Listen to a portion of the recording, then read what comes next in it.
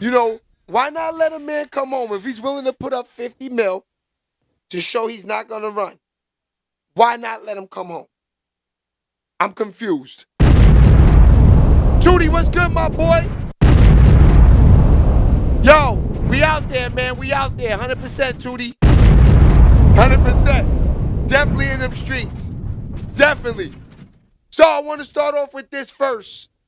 Ja Morant, man. I mean, he almost ended his career yesterday, man.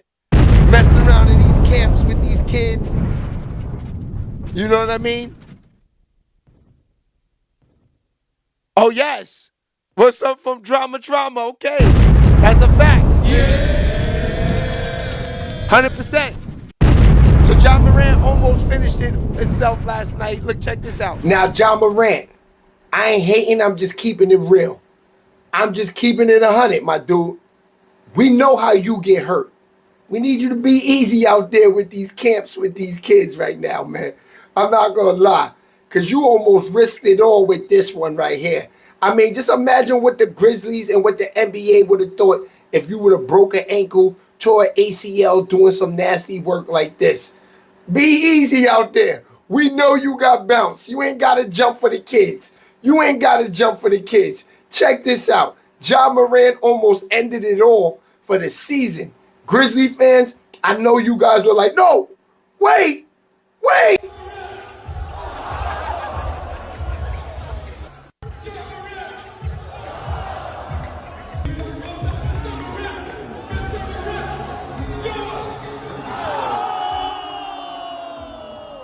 All right, so he's out there in them camps acting a fool. But look, man, you know, it's all for the money. Nike loves him. I guess all the kids want to see him jump around. But Ja, you got a season next year. You got a season next year. The teams are stacked. The teams are stacked to the roof. You not on the Grizzlies next year, season done.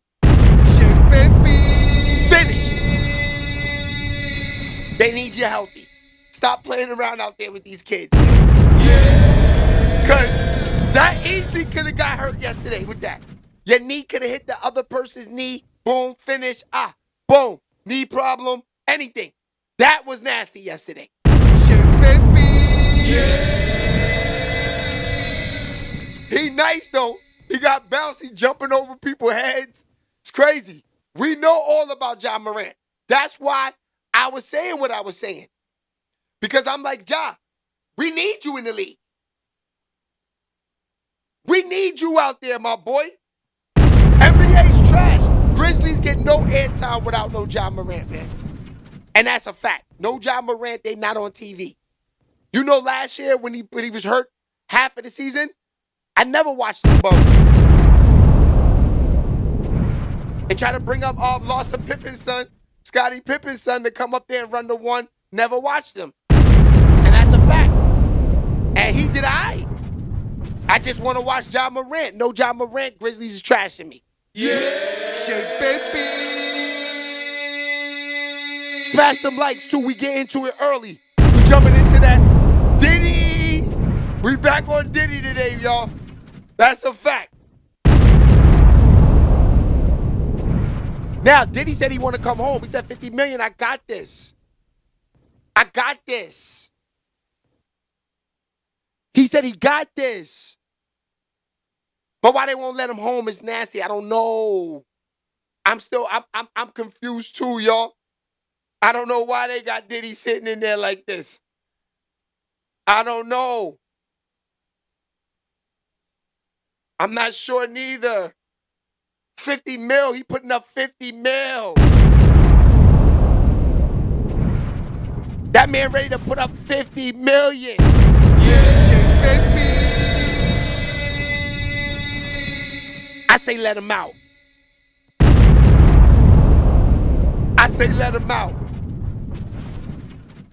But they not feeling it at all. They not feeling it. But we're going to talk this little Durk first. Because he's another one they denied the bill for. This is nasty. I don't know why they doing this to these guys, man. Yeah. We jumping right to it early today, Tootie. We on it early. Yeah, baby. Let's get into it. Now, academics. Because they on drugs or they ain't in a position. So they'll just tell you some shit. Academics. He covered the whole situation yesterday on why they denied Lil Durk's bail. I thought we'd watch it together because, you know, this is what we do. On this platter, one thing I'm going to say, I'm never going to be the one to be running my mouth all crazy, you know, selling y'all dreams. No. I like to listen to the news together. You know what I mean? I'm going to act out there too. That's a fact. So I'm not going to just be on here just straight killing these dudes. I'm not going to do it. That's not going to happen. But we going to listen to why they denied Lil Durk's bail for sure. Just like your daddy. And the sad thing is you just like your daddy. You ain't never get a chance to get another life, man. You never got a shot. So I understand, man. But if you can see, try to look outside of this shit because the world is motherfucking waiting for y'all, man. It's a real world is waiting for y'all. And I'm telling you, man, these babies and these women, Fox was good. Depending on y'all. You know what I mean? And on some real shit, we racing each other. But another again, it's the condition of our mind and I understand, but I'm telling you, it's something waiting for you. And I don't give a fuck what you going through right now, little homies. You bigger than what you going through, nigga. If you on them perks, you all right, now what they playing? Remember when Lil Durk and the whole gang went on Gilly and Wallo's show. And remember Wallo started crying and telling them he don't want to see them go to jail. He don't want to see none of this. So this is what he's starting off the show with. I like that. Because he did say all this was going to happen, Wallo. He definitely said this.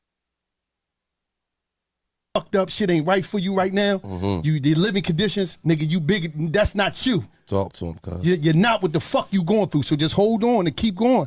Because I'm telling you, man, I can name 20, 30 niggas and my homies is dead. I'm here, though.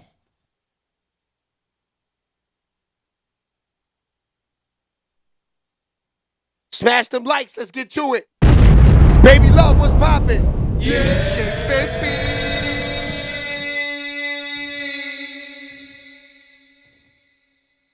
All right, so we getting into it. This is why Lil Durk got denied his bail. Wallo got y'all out of here? I think it's unfortunate, man. It's unfortunate. By the way, Wallo always crying, man. Yeah, I think everybody looked at Wallo like he was Brian, talking. good looks again, You know, my sometimes boy. you want to hear talking real that shit. nigga was talking exactly what went down. I'm sorry. Wallo was like, that nigga spoke shit into existence, nigga. Not necessarily that he wanted to happen, but He did the same thing with Jeffrey. That's a fact. He did the same thing with Young Thug. Damn near called it. Damn. It's not hard to see though, because like it's not like rocket science. It's not like they wasn't put it in the music. It wasn't like nigga wasn't visibly moving sloppy. Durk tried to. Let's remember that whole entire video clip that they got the pictures from a nigga shooting. Nigga, that's broad daylight, nigga. I'm not gonna lie. If I ordered a hit like this, I'll be so disappointed. I'll have everybody involved killed. It wouldn't be no witness, no cap. But at that point, he didn't. I think he didn't know who. Let's stop right there. We getting into it. We getting into it. He's right. This was the sloppiest hit ever. Broad daylight on like Rodeo Drive of Chicago, like the 42nd Street of New York City. You're not getting away with that. Cameras everywhere, cops everywhere. This was the nastiest, sloppiest hit ever. I'm not gonna lie. He's right about that. Trust. Too many things. I mean, Durk was telling us all of it through the music, the backdooring, the low key snitching. I think his problem was once he realized that hit went the way it went and the people was involved went south, he should have been found an exit plan. He tried to fall back. Smash them likes. Is getting lit today. Get right with his God. Being Muslim does have its advantages in the federal penitentiary because I do have family members in there that are in there. Yeah, we knew what that was Brian about. showing love You know what I'm again. saying? When he started going Muslim publicly, I think that's when he gave up. Yeah, like he just. Hold on, y'all. Let's roll Brian out. Brian out there spending that paper early. Shout out to him. Donating to the Platty.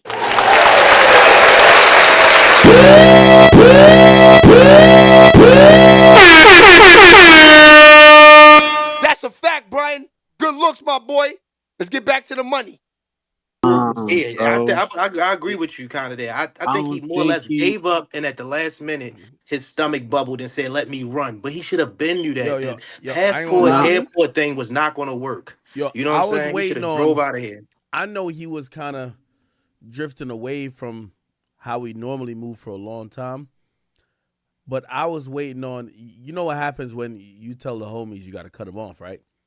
They all come out, they say you're fake. You ain't like that. You was never, like, you basically switched up on the guys. You They can't basically do left that. them They for snitching. dead.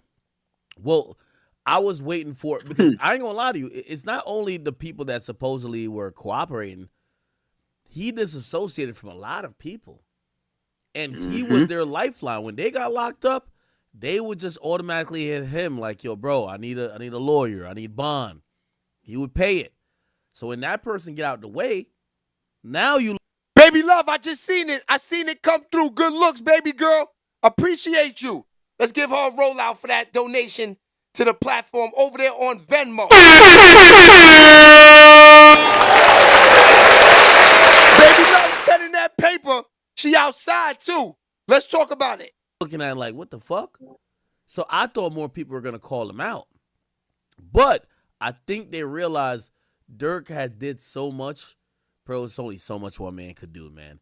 And it's one of the rare times, like, when he cut some people off, we ain't see them people. They couldn't even do the sob story because Hold on, y'all. Let's give a rest in peace to Dolores. Dolores, I just lost my pops too. September will be a year, boo. It's not easy, but you're gonna make it through. Thank you for the donation. I appreciate that too. On your father's transitioning day. I appreciate that. Now, Dolores, this means you gotta be strong, you gotta keep going. Trust me, I've been there. You know, a lot of people in this chat probably done lost a loved one and lost, you know, someone as close as your mother or your father to you. They don't get no worse than that. Maybe kids. You know what I mean? But yeah, it's real. Shout out to Dolores. Rest in peace to her pops. 100%. We love you, girl. You good. You gonna be good. That's a fact. I just lost mine. It's tough, but it's real. Yeah. Look. Celebration of my pops. Look, it's right here. September 2024. It's real. It's real. I keep it next to me at all times, but it gives me strength. I know he's here with me. He's here with me.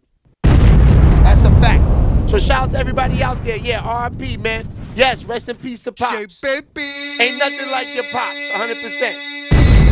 And nasty work mothers, y'all can try to keep the fathers out, but you can't. Ain't nothing like the Pops. That's a fact. All right, we back to the smoke. Dolores, we love you. Durk was given more than he was getting from these niggas for a long, long time.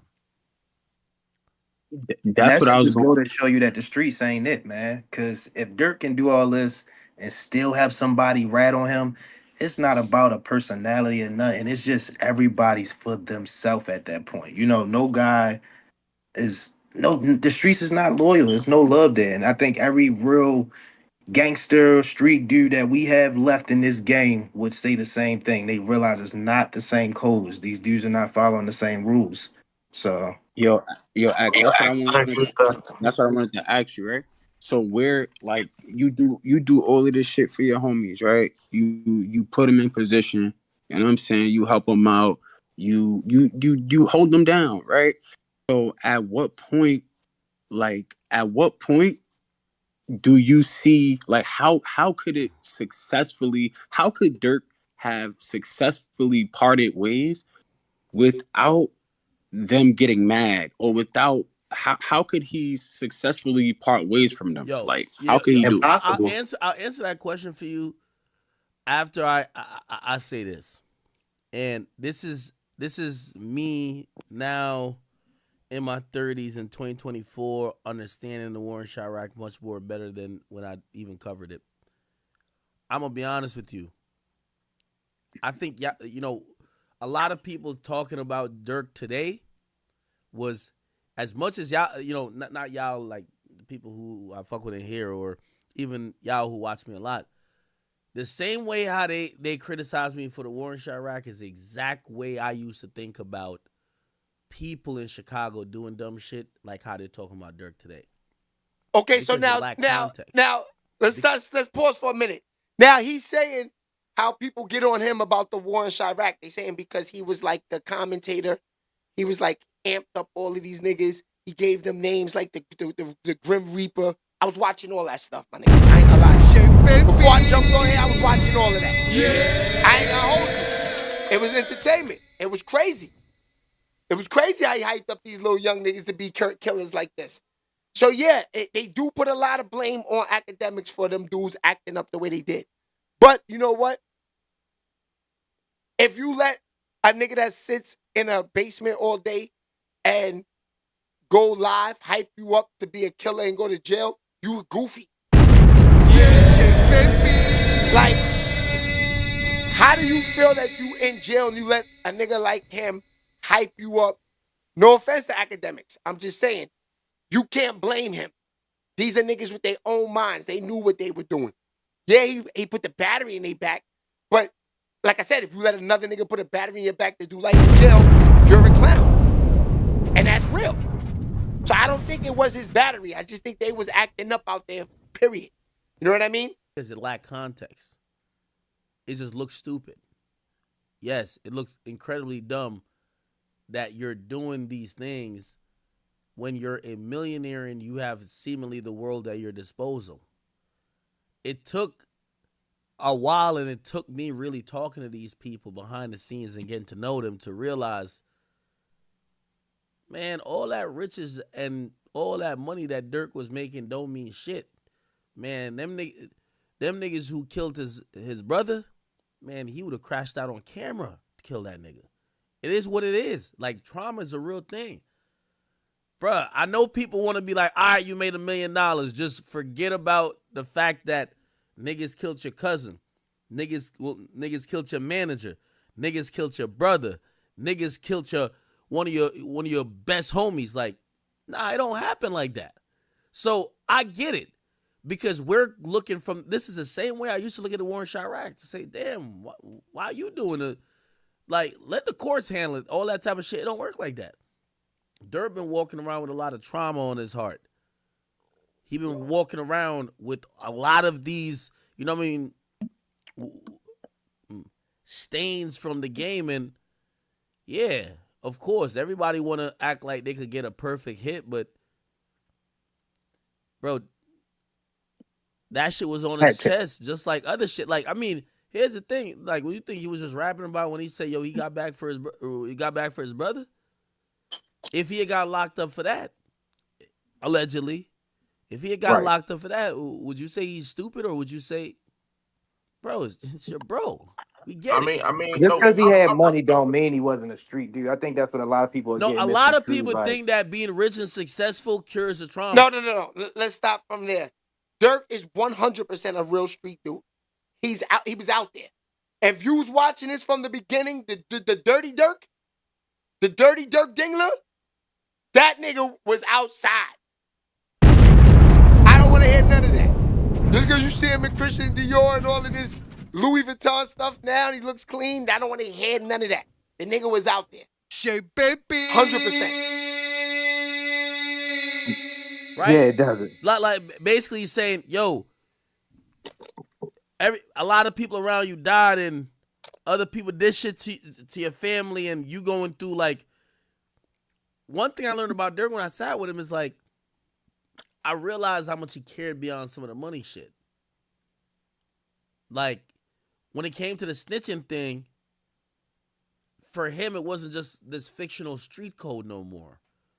I saw him, like, damn near tear up. He looked me in my eyes. He said, "Act, a snitch took my father away from me. I can never fuck with a snitch." That made it more real to me. Maybe I finally understood. Because a lot of people are talking about things in a hyperbolic sense. Yeah, you don't fuck with a snitch, but no snitch ever took you away from your father. A snitch never, ruined. And I know some people go like, "Whoa, what it do?" Snitch, and I'm telling you how trauma has affected him. So you did say you wasn't an advocate for the therapy. So don't you feel like something like therapy could have helped him heal? Yeah. No. I don't believe in therapy like that, bro. So I you think don't feel music. like go ahead, Brody. No, oh right. Well, I was gonna say I think the streets is just was too much inside of him. I've been. I mean, I've been around Dirk. And I've been around them, and I've seen the people he even politic with from other cities. He's really tapped into the streets, and that's just embedded in him. I think once that hit happened, he Dog just cool knew crazy. that it was the sloppiest thing ever. I wanted to ask you, At, do you think when he found out that they did that shit across from Beverly Center? Because I know a gas station. I know exactly what gas station they're talking about. I gassed up there when I visit LA and leave LA. Mm-hmm. And that alley right there is creepy as hell. But do you think Dirk, when he found out where it took place, you know, him being a bigger celebrity, Don't realized matter, bro. shit, shit, I think that Hey, played a hey. huge contribution into them No, being no, no, caught no. right now. Well, it did play a huge contribution to them being caught, but I'm gonna be honest with you. Everybody keep acting like trying to kill somebody is like this really complex formula that you could control all the entities. I think, and now Dirk's my man, so when I'm saying this, I'm gonna be the plain devil's advocate, or I'm doing it in a hyper. This is a hypothetical situation. I think Dirk told Grant, who's the guy who gave him the guns, gave him the ski mask, wherever y'all catch that nigga, do him. It wasn't like, oh no, wait till no, do him wherever you catch him at. Wherever you catch him at. Facts. Bro, It they don't- shit, it followed, don't- listen to just read the Even if he indictment. said that, They do you followed think him for he- hours. They followed him. Now, if you put a hit out and you say catch him wherever you catch him at, you just crashed out. You crashed out. You can't think like that. There's no way you can say catch him, do it wherever, and then you get put in the position you in and you mad. Dirk, if Dirk said this, Dirk can't be mad where he's at. He crashed out. That's just bottom line. That's a crash out. I don't care what nobody says. That's called crashing out. Because when you got the bag, you know that, okay, you the boss. They come for the boss first. They coming for you. They coming for you. Once niggas want out. Once they get caught with a murder, they want out. Yeah, baby. They want out. So they're gonna say your name. So you gotta make sure this shit is clean. That's why you gotta say the mafia, them niggas, this shit clean. They make have bar mitzvahs. They get make it look like you become a made man. You saw the movies, and then they hit you with the silencer. You see the Italian movies. They shoot you in the head. They shoot you with a pressure point. Let it drip out of your head. Have a napkin there on the side of your head. Let it drip into the napkin. You know what I mean? All of that. This is what these niggas do in the Italian mafia. Yeah. So if you putting out hits and you ain't moving like the mafiosos, you going down. You going down. So I don't know if Dirk really said this, hit him wherever you can, hit him with the headshot like Hassan Campbell say. He didn't say all of that anywhere broad daylight. I know he didn't say that because he love his family, he love his kids. And that's the sign of when you talk like that, you don't love your family, you don't love your kids. You ready to go away once you talk like that. Anywhere broad daylight, I don't care where it's at, just do it. Come on. It don't work like that at all, especially not in 2025. For hours that day. They showed up the day before. Bro, it's like, again, they were having a hard time catching up with him. They caught up with him. Then they were following him. And the best time they felt, even though it's still a horrible, the Beverly Center is just never a low-key spot. But that's the only spot they felt they caught him extra lacking. He's in a car sitting there while a nigga's pumping gas, and they said, this is it. Well, they did it timidly, in my opinion, than that, because the alley is like 30 feet away from the pump. It is not as close as you think. The alley is like, kind of offsetting. It's a creepy alley to be right there in that spot. Like, it's definitely backdoors, but they shot from the corner. Like, they was rushing, man. In my opinion, by the look of it, they thought they had a good spot, but to shoot that far away, like you said, they only found 18 shells. You would think three guns. They empty. I agree. They was definitely trying to get the fuck out of there. Yeah, they was scared. That's what I'm saying. They did it like a timid hit, to be honest with you. To shoot that far from the alley to the pumps with three guns, with three shooters, only 18 bullets. It's a messy hit. Now, here's the thing. There is a perspective of this that you would say, I don't know if it shows right before, but the guy was right here. So Lil Pablo's right here. Maybe they thought when Lil Pop kind of collapses into the car, maybe they thought, oh, we got him. Now, granted, I know everybody is Rambo, so they're like, yo, bro, why not walk him down and just... Now, this is the craziness. I don't know if y'all saw this, but they showed the videos of them niggas leaving O Block. They ran to the cars. They got the videos from them leaving from A to Z. They show niggas running to the cars. They got the scoop. Yo, niggas is shopping in them at such and such. They ran out the projects, jumped in the car. Boom, this is the time. Drove by. They ran mad lights. Made a left here, made a right there. They got all of this footage. They showed them niggas coming into town. They showed niggas speeding on the highway. They got all the footage of when them niggas left O Block, fam. Yeah, baby. When I seen that, I was like, damn, how do you beat a case like this when they showing you rushing to the scene? They got y'all niggas rushing to the scene. This is the worst. I don't know. This is why I say this is why the title and the thumbnail says today, this is why they denying Durk bail. It's looking nasty for him. Yeah. I'm not gonna hold you. And I rock with Durk, yo. Durk, yo, I just told you I'm watching all of this. I'm watching the dirty Durk, yo. SHEABABYTV. Y'all watching the clean Durk, yo. I'm watching the Durk, yo, when it started. This shit hit hard. This is like, damn, I watched a nigga from the mud get to this point.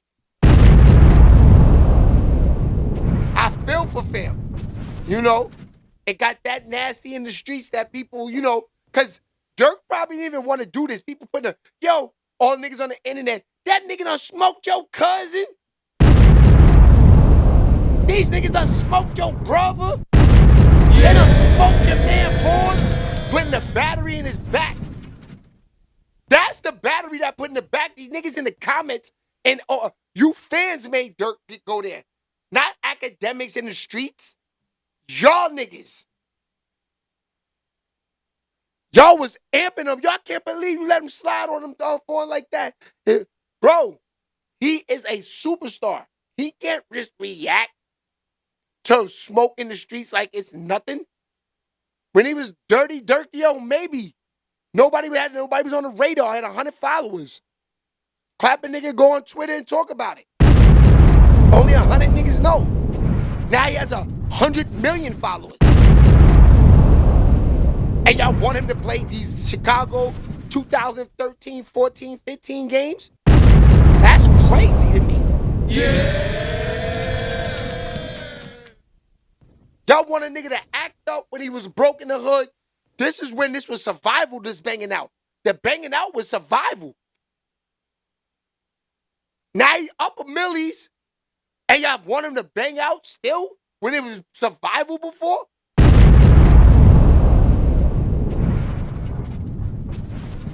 You feel me, Tootie?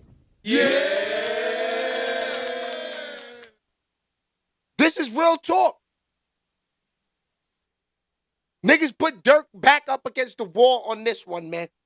Talking some broad daylight stuff. This is y'all. Durk was like, I'm sick and tired of hearing it. Y'all keep doing this to me. Leave me alone. I got a bad chick, India. I got good-looking kids. I got money. Leave me alone.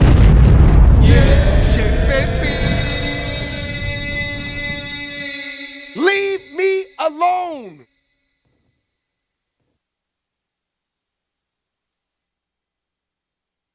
Of course, Antron, we know he was involved in a lot of things, but he's up now.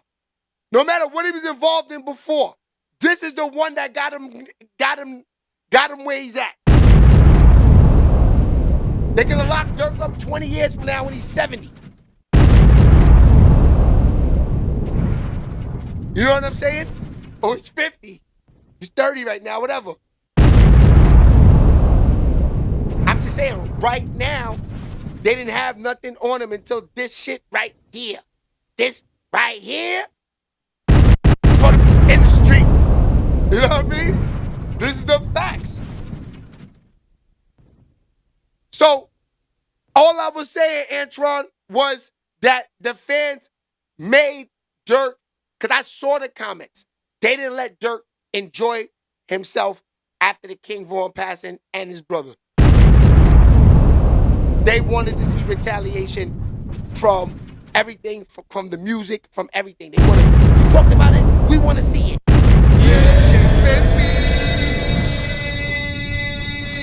You talked about it, now we want to see it. That's nasty work.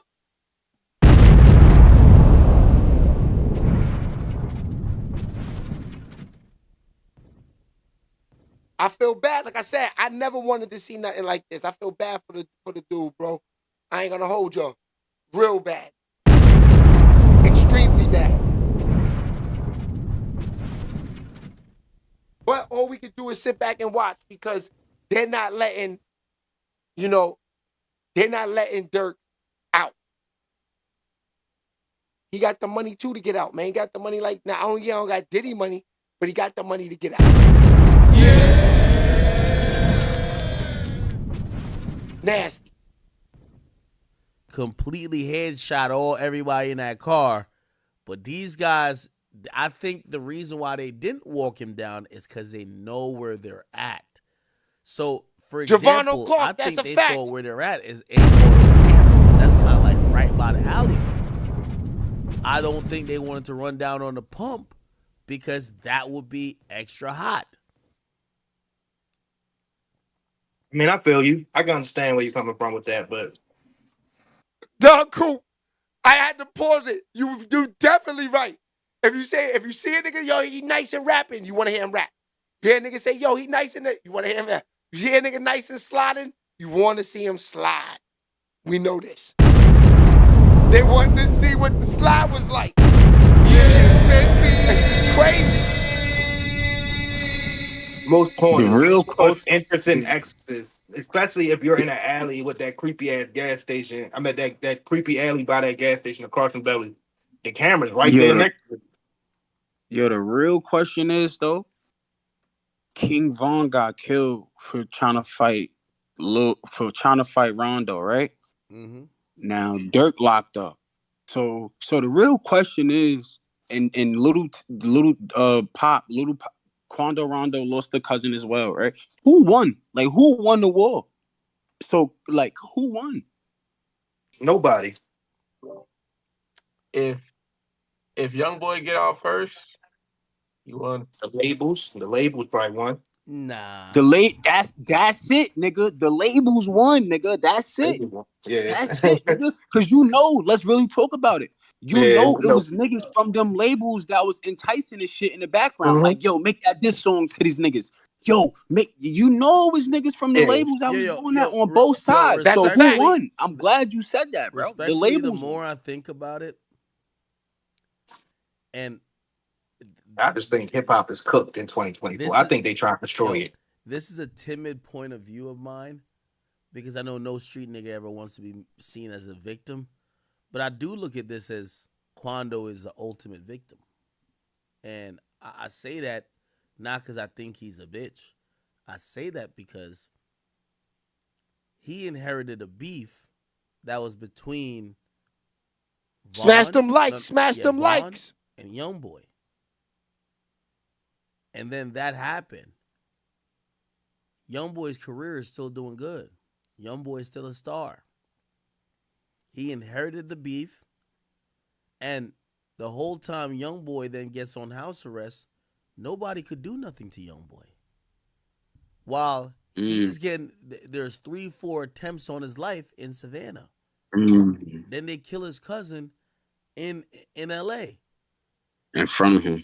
All he's guilty of is riding for his mans. Heck, isn't it another dude that was close to Quando that did get killed in Savannah that they don't talk about as much? I guess is not as credible as, I guess not as known as Lil Pap was. I gotta research that. I think it was another guy that they did, because like you said, it was a couple attempts on him in Savannah, and I think somebody else close to him did get shot or possibly hurt.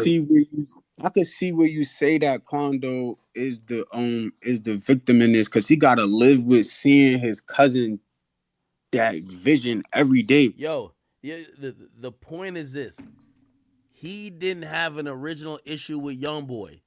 No, not YoungBoy, with Durk. He inherited that because of YoungBoy's issue with Durk, or YoungBoy's issue with Vaughn. That, you know, Durk inherited too, but you got to realize Durk ain't never been no victim.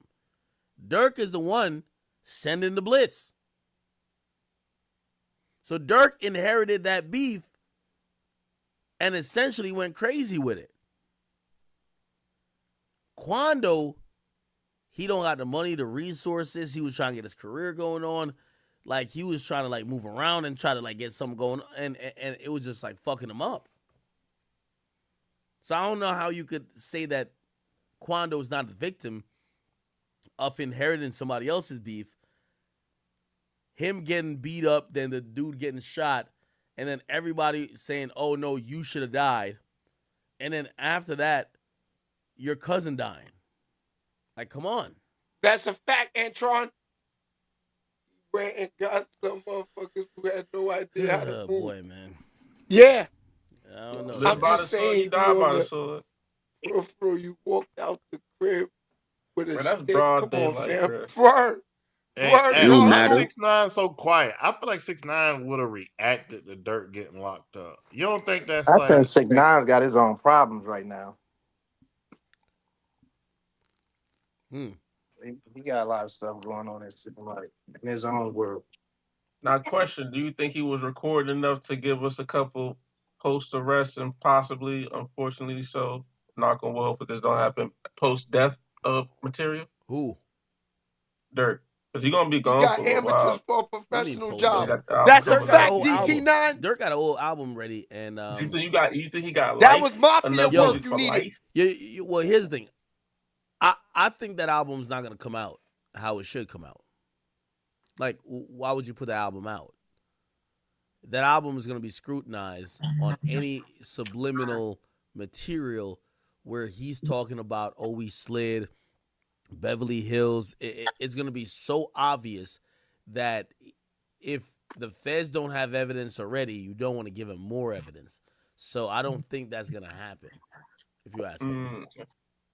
Yo, Act, let's be honest, right? Yeah. 9 times out of 10, you don't feel like the feds already heard the album? Niche, what's good, boo boo? No, I don't think they heard the album. I got this guy killed, and yeah, we're gonna go arrest y'all. That's it. It's not that crazy of a case. I was just surprised it's not a RICO. Do you have any? Yes. It might turn into a RICO. It might turn into a RICO. Hold on one second. I'm about to. So let me play this real quick, which is kind of like a wrap up of everything we know. Indictment doesn't name Davon Bennett, a.k.a. King Vaughn. Instead, the charging documents state a high-ranking OTF member described by the initials DB got into TB. According to the FBI, there is video evidence that Durk was staying at the house in the San Fernando Valley that day. Right there. A lot of the stories that we cover here at Law and Crime are a man known in the his cousin stopped for gas, rented 2 cars, one of which had a fake license plate for the men to use and follow Rondo and his 24-year-old cousin. But when Rondo and his cousin stopped for gas, according to prosecutors, Asa Houston allegedly drove to a nearby alley before Keith Jones, David Brian Lindsay, and a third unidentified man known in the indictment as co-conspirator 2 carried out the shooting, which was captured on surveillance video. Rondo wasn't injured. However, his cousin passed away after being fatally wounded. According to court documents, the 5 men and co-conspirators used facilities of interstate and foreign commerce, such as planes, cars, cell phones, and the internet with intent that the murder of TB be committed. After the shooting, according to the indictment, the men went to a nearby burger spot to discuss payment. Then on the same day, the credit card was used to purchase tickets for Keith Jones, David Brian Lindsay, Asa Houston, DeAndre Wilson, and co-conspirator 2 to travel back to Chicago. Lil Durk wasn't named in the charging documents against Grant, Wilson, Jones, Lindsay, and Houston. But according to the indictment, the defendants were offered money and lucrative music opportunities with OTF for the murder of Quando Rondo. Prior to Lil Durk's arrest, the Chicago rapper was being sued by the mother of Chicago drill rapper FBG Duck. FBG Duck was murdered in 2020, and his death led to several convictions in a federal conspiracy trial last January. But his mother sued Lil Durk, OTF, and King Von's estate, alleging they were all involved in the shooting. You gotta see the feds don't stop. This was a shooting from 2020. Yeah. Going on 6 years. They not gonna stop. Well, according to the suit, OTF operates as a criminal enterprise. After Grant, Jones, Lindsay, Wilson, and Houston were arrested Thursday, the FBI says Durk booked 2 flights from South Florida airports, one to Dubai and one to Switzerland. He then reportedly booked a flight to Italy, but was arrested in Miami before he could board that flight. Lil Durk and the other defendants are being held pending their transfer back to LA. I want to bring on now Detective Eric Barnes to break down this case even further. Eric, thank you so much for joining me today. You know, Lil Durk is a really popular rapper. Shout out to Freeze Cup in the building. His arrest and his alleged connection to this murder for hire plot of Georgia rapper Quando Rondo. Well, you know, it's a very interesting case. I've been following it for some time now, but it's very representative of things that are going on within the hip hop community these days. One foot in the studio, one foot in the streets. And talk to me a little bit about retaliation within gang culture, maybe even hip hop culture as well, too, that we can even trace back these events in particular, kind of in a way, starting from King Von's death in Georgia in 2020, and 2 years later, Quando Rondo's attempted murder, where his cousin was actually killed during this ambush. What is your kind of reaction to just this whole web and trail that has been going on essentially since 2020, even probably prior to that too? Well, you know, one of the things that's been popular with hip. Yeah, I don't know. Somebody just like cut him off real quick. Oh, hold on. Let me just. We fast forwarded that part a little bit. Went on a whole rant today.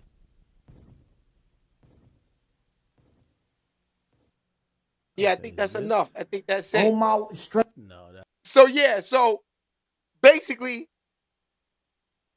that's enough for the Lil Durk for the day. We got to get into the Diddy, because Diddy was denied bail too. But yeah, man, it looks nasty for Durk, man. It was too sloppy. You know, he got the wrong niggas. These are regular hood niggas going to take care of, you know, these are like army, like what is that called? FBI, not FBI, like where they send niggas out to do missions like this. If you don't want to get caught, you need niggas like that. Navy SEAL niggas. You need Navy SEAL type niggas. You got to spend the real bread. Not watch and hoopty money. You got to spend buying house money to get away from things like this. You know, when you want to, you don't always got to hood shoot a nigga broad daylight to get rid of someone. You could do it other ways. You know, put something in his food, have a chef, FBI guy work in the restaurant, give him something like, stuff like that. Come on, Durk. If this is what you put together, this was the sloppiest, man. We like you, Durk. Nobody want to see you like this, my boy. That's a fact. So we're going to see what happens with Durk, man. You know, Diddy get sentenced in October. I don't know when his sentence is. I think he's sitting in there just sitting. That's a fact. Nasty. Alright, let's move on to the diddler. The diddler was denied bail also. But this one, Diddy he want to put up 50 racks. He said, what's the problem? I'm putting up 50,000. What are we waiting for?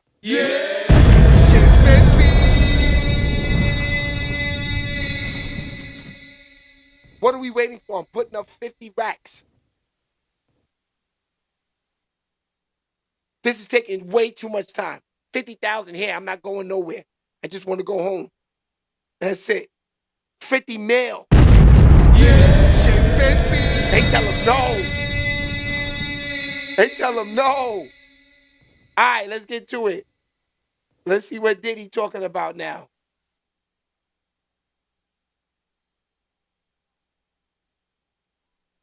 We're going to keep him right there. All right, let's go. Let's get to it.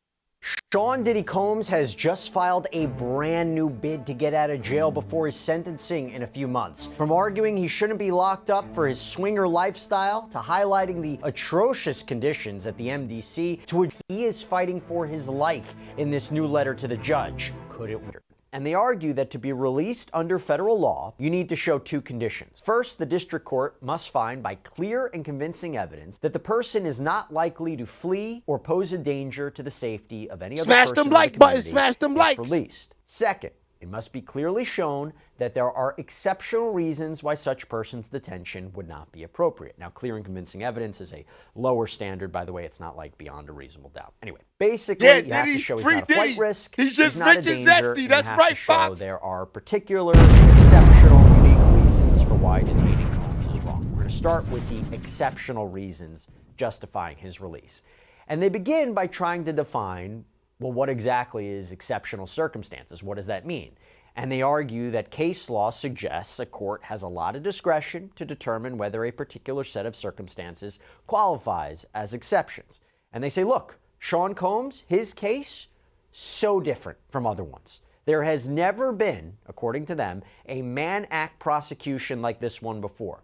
And this is how they lay it out. Quote, there has literally never been a case like this one, where a person and his girlfriend arrange for adult men to have consensual sexual relations with the adult long-term girlfriend as part of a demonstrated swingers lifestyle and has been prosecuted and incarcerated under the Mann Act. Combs and two of his longtime girlfriends had a private, intimate life that is not uncommon today. They're talking about Jane and Cassie Ventura. Quote, it may not have been common on June 25th, 1910, when the Mann Act, or as it was originally called, the White Slave Traffic Act, was passed, but attitudes about sex and morality have come a long way in the last 115 years. It is worth noting that when the Mann Act was passed to protect the morals and decency of America's women were not allowed to vote. As noted below, perhaps due to the troubling background of this statute, whose history is rich with both racism and misogyny, the Department of Justice has limited its application to those people profiting financially from the business of prostitution and not using it to prosecute consensual adults for their own lifestyles. By the way, we covered this on a previous sidebar. The defense made an argument months ago to have these charges thrown out, called it basically racially motivated, that it was strange that it was being used against a successful black man. That argument didn't work. He was ultimately prosecuted and he was convicted on those charges. Hey everybody, real quick, this is another law and crime legal alert. Did you know that children are being diagnosed with serious conditions like type for transportation to engage in prostitution? What he was convicted of? The prosecution didn't have to prove that violence was used or that fraud was used or threats were used. It was just, did you transport these women and men for the purposes of sex work, commercial sex acts? And obviously the jury convicted him of that. And they highlight all the jury found was that there was prostitution, payment of porn stars and escorts. And they highlight that he is a swinger, or under the Mann Act, a John. And they argue he doesn't deserve to be locked up for this. Quote, Sean Combs should not be in jail for this conduct. In fact, he may be the only person currently in a United States jail for being any sort of John, and certainly the only person in jail for hiring adult male escorts for him and his girlfriend when he did not even have sex with the escort himself. Over the last 75 years, the White Slave Traffic Act has been limited to defendants who cause interstate travel for financial gain through the business of prostitution. That Sean Combs remains in jail for being convicted of being a customer of consensual adult sex services makes this case truly exceptional. Not only is prosecuting the users of... This goes back to what Fox said. He's just rich and zesty. Why is he in jail? We done said this 1,000 times, man. Free Diddy out of there, man. He got 50 mil. Just take the 50 mil. Let him. He's not going to run. He's giving up 50 million. Enough is enough, man. Keep the 50 mil and let him out. Give him probation. Put the little thing on his ankle. Let him have his freak-off parties in the house now. Give him 5 years probation in the crib. That's it. Get him out of there. Take the 50 mil. Get him out of there. Give him a fine for another 100 mil. You made 150 million. Take that for the city.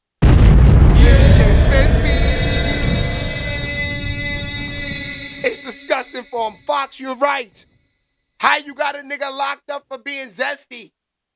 That's crazy to me. They got a nigga in jail for being zest. That means the jail should be flooded with people. All these zesties out here. Come on. This is everyday work here, man. Adult prostitution service is inconsistent with the Mann Act. It's inconsistent with the prosecution policies of the district attorneys of Manhattan and the city attorney of Los Angeles, California, 2 of the 3 locations where this prostitution allegedly took place. In addition, Mr. Combs is incarcerated while everyone else involved in this identical conduct, his girlfriends, the cowboys, the agency leaders, the porn stars, and others, walk free, as they should. If there was ever a fact pattern that was exceptional under the Mann Act, it is this one. And then they move on to another argument, that the Department of Justice, the DOJ, has usually only charged Mann Act violations when there's financial gain. And they even cite a number of cases in the Southern District of New York, where Combs was prosecuted, that apparently involved defendants that set up a prostitution business for profit. Again, trying to distinguish between Combs' conduct and these cases. He never did any of this for profit, they argued. And they even cite the 1953 U.S. Attorney's Manual that says, quote, as a general rule, prosecution should not be instituted in the so-called non-commercial cases. And they claim the Department of Justice manual today, quote, makes clear that the prosecution of customers involved in an 18 U.S.C. 2421 offense, like Mr. Combs here, is now limited to prosecuting those who engage in commercial sex with victims of sex trafficking, in addition to those who otherwise perpetrate or facilitate human trafficking offenses. And in the absence of any sex trafficking charge, however, it is clear that the standalone Mann Act counts never would have been prosecuted. That seems true. I think you ask any legal expert, they will say if all the government had against Sean Combs was the transportation to engage in prostitution charges, just the prostitution charges, they probably wouldn't have gone after him. They coupled it with racketeering and they coupled it with sex trafficking. I agree with that. I don't think that they would have gone after him just for that. Anyway, the defense highlights how modern day prosecutions of Johns is really when you're talking about exploiting vulnerable foreigners who don't speak English well, which again is not the case here. And they highlight how the only potentially comparable case in New York is where you had a retired police officer and a former judge who apparently hired women to have sex with a male fraternal group called the Jesters. But Combs' attorneys say, while there was no profit there, there's no profit here, there was sex trafficking of those prostitutes. That's what's different. Again, Combs was acquitted of sex trafficking in this case. And here's the main point, quote, moreover, the cases which involve defendants similarly situated to Mr. Combs have been released on bond pending sentencing. In reviewing the cases across the country where the primary or sole conviction was for a violation of 18 U.S.C. 2421, the defendants who were not charged with running a prostitution business have been released pending sentencing. And then Combs' attorneys make another argument for why Combs' conditions are exceptional. And it's about him being locked up at the MDC. They say that a district court judge in the Southern District in another case basically said how bad the MDC is. As Judge Furman noted, The state of affairs at MDC is unacceptable. In so noting, Judge Furman concluded that the conditions in the MDC qualify as exceptional reasons under the statute justifying, and this was the defendant in this case, Chavez's continuing release. Judge Furman found that the conditions at the MDC are, quote, dreadful in many respects, but three warrant particular emphasis. 1. Continued reports of inordinate periods of lockdown. 2. Claims that the facility provides inadequate and or substantially delayed necessary medical care, a particular risk in this case. And 3. General issues about the conditions at the facility. These conditions have not abated in Mr. Combs' detention at the facility. As the court is aware, during Mr. Combs' incarceration at the MDC, the facility was subject to an interagency sweep that was designed to achieve our shared goal of maintaining a safe environment for both our employees and the incarcerated individuals housed at MDC Brooklyn. In other words, there is a significant issue related to the safety of employees and incarcerated individuals that require outside law enforcement action from multiple agencies to address. Importantly, MDC, as a jail, has a significant law enforcement presence within its walls 24 hours per day that are equipped with investigatory and often unregulated authority. Thus, the requirement of outside law enforcement agencies to ensure safety within the MDC is an admission that serious violence, mayhem, and chaos is occurring within the MDC that requires more than a Band-Aid raid, but rather surgery. Indeed, we are aware of ongoing threats of violence and actual violence in the facility such that Mr. Combs' safety is constantly at risk. And they go on to argue, though Mr. Combs has been a model inmate for his nearly year-long period of confinement, the violent conditions are still very much a concern for Mr. Combs and is an unnecessary confinement risk given the clear precedent of multiple similarly situated Mann Act convictions where defendants were released on conditions. Now, the government, by the way, would probably disagree with that statement of him being a model inmate. Remember when they accused Combs of trying to arrange three-way phone calls and buying the use of other inmates' phone privileges to try to make sure the government wasn't listening in, that he was having these private conversations, that he was allegedly trying to contact witnesses in the case, that he allegedly orchestrated a birthday campaign to help his public image while he was locked up. So if we hear a government response, I'm sure they're going to say something about that. Then the defense highlights he's not a risk of flight, he's not a danger to the community, which, by the way, I think are real key points here. But they seem to echo a lot of the same arguments that they have already stated to the court. And remember, they haven't been successful in the past. That he voluntarily came to New York last year to surrender himself to authorities, that he gave up his passport to his attorneys 6 months before his arrest, paid off his mortgage on his Miami home so it was free and clear for him to stay at while out on bond. He was just acquitted of the most serious charges that he was facing, which, by the way, carried decades, if not life in prison. That he's not a risk of flight. That's the basic argument. Now, when it comes to the danger argument, that is key. Why? Judge Subramanian had said after the verdict that the reason he was denying bail was because of Combs' violence, that his own attorneys admitted he was violent during the course of the trial. Well, here is what Combs' defense attorneys argue about that. Quote, the court noted that the defense admitted a history of domestic violence as to Miss Ventura and that he struck Jane twice in June 2024. However, we strenuously object that Mr. Combs poses a danger to the community, aside from a single instance on June 18, 2024, where Mr. Combs was provoked by Jane through her own acts of violence. There was no evidence of any acts of violence in the last 7 years. Indeed, the jury notably rejected the government's argument that the June 2024 incident constituted coercion when it acquitted Mr. Combs of the sex trafficking charge. Also, prior to his arrest in this case, Mr. Combs enrolled in a domestic violence program in which he participated until he was arrested and incarcerated in connection with this case. If released on conditions, Sean Combs will not be violent to anyone. As we said in court, this jury gave him his life back, and he will not squander his second chance at life, nor would he do anything to further jeopardize his 7 children not having a father and 4 of his children not having a parent at all. The court can fashion any set of conditions, and Mr. Combs will abide by any condition to make the court comfortable that Mr. Combs will not be violent toward any person.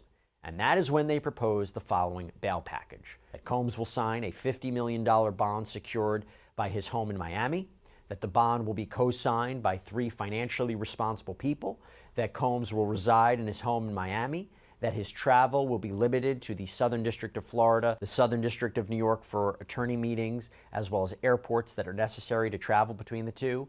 Nasty he will out be placed there. under the express supervision of the U.S. Pretrial Services Agency, that he will report to that agency as directed, that his passport will be surrendered to pretrial services, that he shall not apply for any other passport. And they even highlight that the court can add other conditions too: home detention, private security approved by the court, mental health treatment. He'll agree to it all. Now, let me tell you, we kind of previewed that this all would happen, this argument would happen, this new bail package would be presented when we spoke a few weeks ago to renowned bail bondsman, to the celebrities, by the way, to the stars, Ira Judelson, who apparently had been working with Combs' team behind the scenes on working to secure his release. Here's what he said about a new package after the verdict. When Mark reached out to me afterwards, we started thinking about putting another bail package together. And what is that bail package that's... And by the way, is this a bail package that you think could be submitted again even after the judge just denied bail? Well, the judge denied bail based on the statute, and the statute stated a certain amount of information that part of the Mann Act that, was not eligible for bail. There are certain circumstances that can be done. We're going to regroup again. I know that they were going to go talk to Mr. Combs again and see what happens there. They have the October 3rd date. And, I don't know where he stood. As of the other day, he wanted to get out. I don't think anybody wants to be at MDC where he is.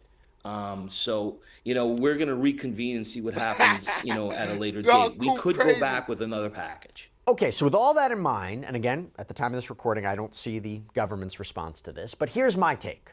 Now, Combs is obviously in a better position to argue for release now than he was in the past. I thought that after his acquittal, this change in circumstances, that he could be released. The Mann Act convictions alone, given the facts presented in court, I think the defense made a compelling argument that he should be released, not facing as serious charges that would have justified, a concern of a risk of flight. He's no longer charged with the violence of racketeering and sex trafficking. But remember, the judge was very persuaded by the violence aspect that was a part of this case. The judge has latitude, discretion here when it comes to bail and bail conditions. And he received letters immediately after the verdict opposing bail. And I think a lot of the defense's arguments are compelling, particularly citing case law about other people who were released. But the judge could be persuaded that these were multiple violations of the Mann Act with respect to both Jane and Cassie. These weren't isolated incidents.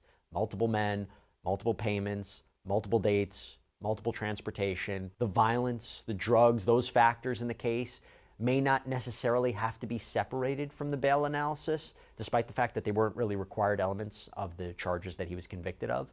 And you can make the argument, sure, he was acquitted of sex trafficking of Jane and Cassie.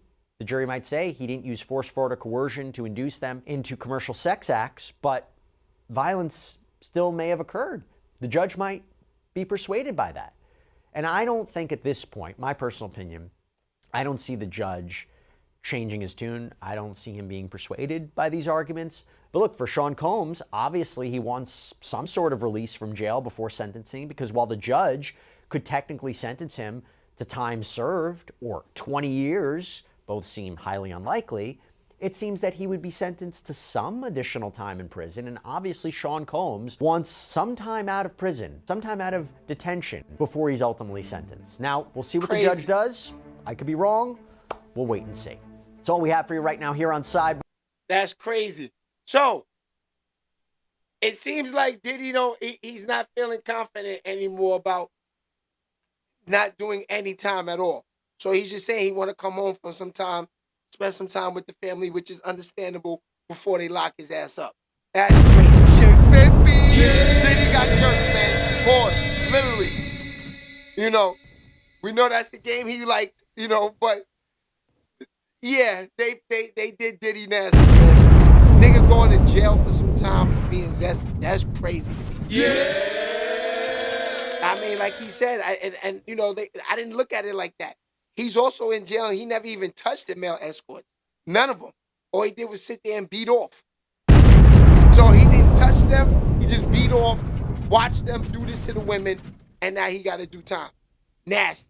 And they all got paid. From the women to the escorts, everybody ate. Yeah, shake baby. Everybody ate. And that's what happened. The moment people stopped eating, they wanted to eat more. Now Diddy's doing time. That's crazy, man. Yeah, shake baby. Nasty Diddy. It's disgusting work, fam. You know, it was all fun and games in the beginning for the whole year with the views, everything. But now it's like, yo, put yourself in his shoes. I'm going to jail for being zesty.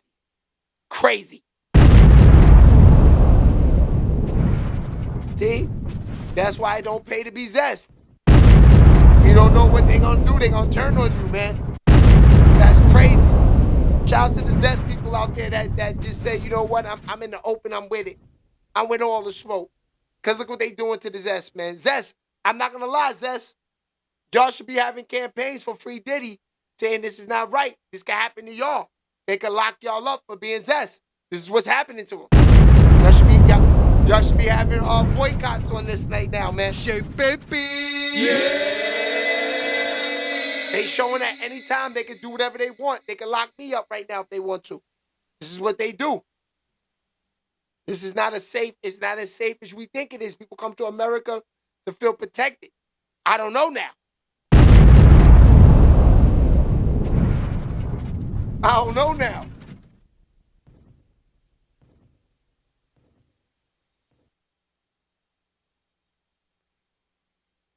Yes, Aaron Teagle said he's praying for Diddy. He said it's hard to go to jail for being zesty. For 20 years, that's crazy. Yeah, it is. I'm not even on Diddy's side because, you know, Diddy is a nasty work person. We know with the royalties, rape niggas, we know all of this. Beating off, crazy, no. We not. But what's right, it was right. I don't think he should be in jail, man. They humiliated him, you know, enough. People like me, people like all of us media, we know what it is with him. But he shouldn't be in jail. Yeah, shake baby. That's a fact. He said freedom of freak off act. Let's go, Trump. Word. Word. It's nasty, OVO. Yeah, shake baby. The fact. It's disgusting out there, man. I feel bad for Diddy and his family because, you know, the kids, they got it, yo, my dad is zesty, and he got to do time.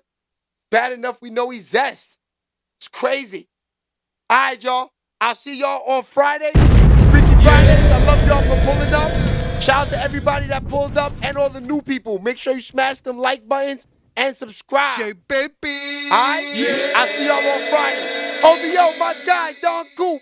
You know what it is. Welcome to the VIP section. Shay baby, y'all. Shay baby, y'all. Shay baby, y'all. Shay baby, y'all. Shay baby, y'all. Shay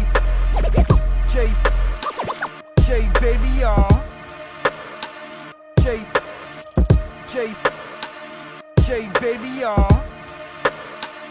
Shay baby, y'all. Shay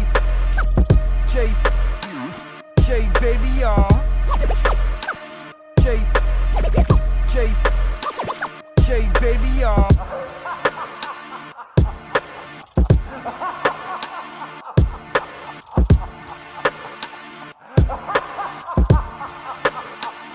Shay baby, y'all. Shay baby, y'all. Shay baby, y'all. Shay baby, y'all. Shay baby, y'all. Shay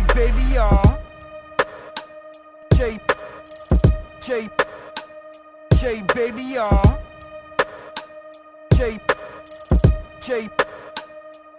baby y'all.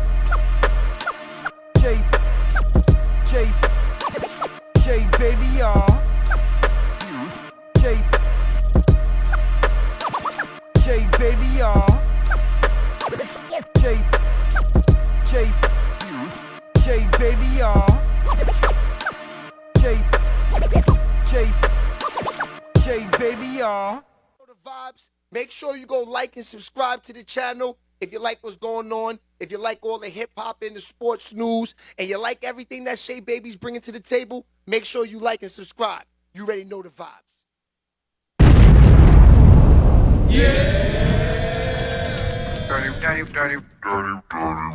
Dirty. Shay Baby.